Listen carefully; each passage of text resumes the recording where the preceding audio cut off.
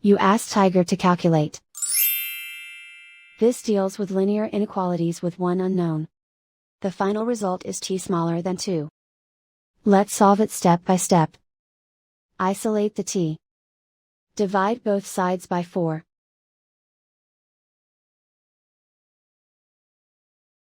Simplify the fraction.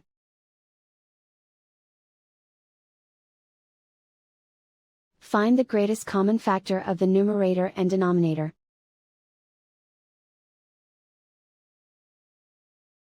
Factor out and cancel the greatest common factor.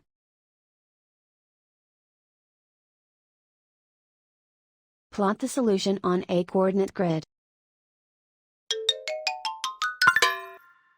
And so the final result is t smaller than 2.